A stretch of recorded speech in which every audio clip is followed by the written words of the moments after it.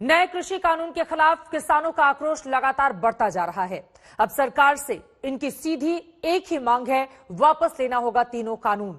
हालांकि कृषि राज्य मंत्री ने अब किसानों के गुस्से के पीछे विपक्ष की साजिश को वजह बताया है। तो वहीं कमोबेश पूरा विपक्ष मोदी सरकार के खिलाफ किसान आंदोलन के नाम पर लामबंद हो रहा है। सवाल है कि कहीं किसान को बहाना बनाकर प्रधानमंत्री मोदी को, मोदी सरकार को निशाना तो नहीं बनाया जा रहा है। ये रिपोर्ट देखिए, उसके बाद हल्ला बोल में चर्चा की शुरुआत करेंगे।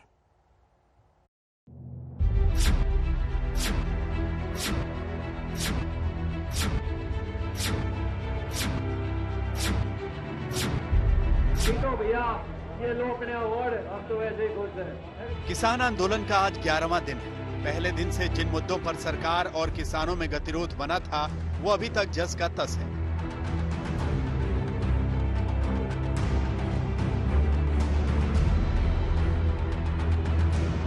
नए कृषि कानून पर समाधान और सुलह की अगली कोशिश 9 दिसंबर को है, लेकिन उससे पहले 8 दिसंबर को सरकार के सामने किसानों के बुलाए भारत बंद से निपटने की चुनौती है। चैलेंज इसलिए बड़ा होता जा रहा है क्योंकि आक्रोशित किसानों के साथ देश के विपक्षी दलों की ताकत भी जुड़ती जा रही है, क्योंकि एक एक करके पूरा विपक्ष सरकार के खिलाफ लामबंद हो रहा है। सवाल है कि कहीं किसान आंदोलन की आड़ में मोदी सरकार पर निशाना तो नहीं बनाया जा रहा। आम आदमी पार्टी भी भारत बंद का समर्थन करेगी और हम लोग पूरे देश के अंदर किसानों का जो आंदोलन चल रहा है उसके साथ खड़े हैं।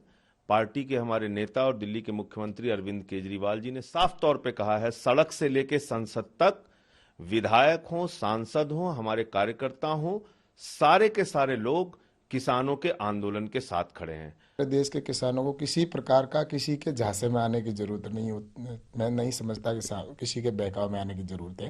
राजनीतिक लोग इसके अंदर आग में घी झोंकने का काम कर रहे हैं, लेकिन मुझे पूरा विश्वास है नरेंद्र मोदी जी के नेतृत्व के ऊपर, और किसानों पर भी मुझे भरोसा है कि किसान ऐसा निर्णय नहीं लेंगे कि जिससे कि देश के अंदर कहीं पर भी अशांति हो।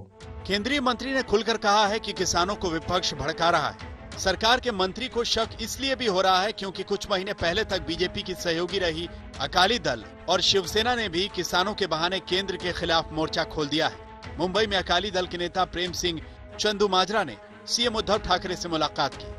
ये तो राष्ट्रीय नहीं, अब तो अंतर्राष्ट्रीय मामला बन गया। तो अब किसान का नहीं, अवाम का मामला बन गया। राष्ट्रीय पार्टियां इकट्ठी होकर इसको कैसे बूस्ट कर सकती हैं, कैसे सेंटर को प्रेशराइज कर सकती हैं, ये स्ट्रेटजी हम इकट्ठे होकर अगले 2 हफ्तों में दिल्ली में इकट्ठे होंगे। सब पार्टियों के हेड्स, बादल साहब स्पेशल तौर पर उन्होंने कहा है भी आए उसमें, और हम सब इकट्ठे बैठ के कोई रणनीति तय की जाएगी। विपक्षी नेताओं से मुलाकात के लिए उद्धव ठाकरे 2 हफ्ते बाद दिल्ली तक आ सकते हैं। मामला सिर्फ यही नहीं थम रहा।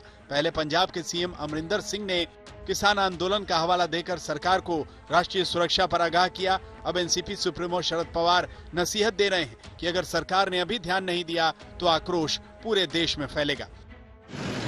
पंजाब हरियाणा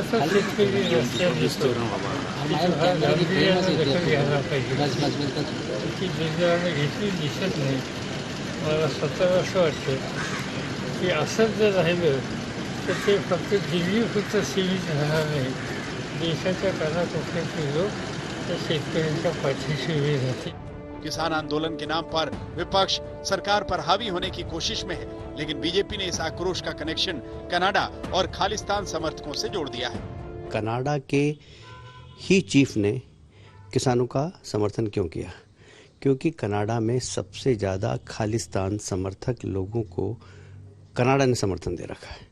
इसका मतलब है कि इस आंदोलन के सूत्र किनके हाथ में है, ये एक सर्च का विषय है। किस प्रकार मोदी जी का विरोध करने वाले लोग इसके पीछे खड़े होकर आग में डिघी डालने का काम कर रहे हैं। कुल मिलाकर मुसीबत सरकार के लिए ज्यादा है, जिसे एक साथ 2 मोर्चों पर जंग लड़नी पड़ रही है।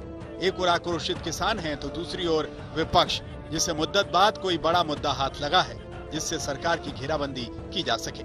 कोलकाता से मनोज लोईवाल और मुंबई से मुस्तफा शेख के साथ आज तक ब्यूरो।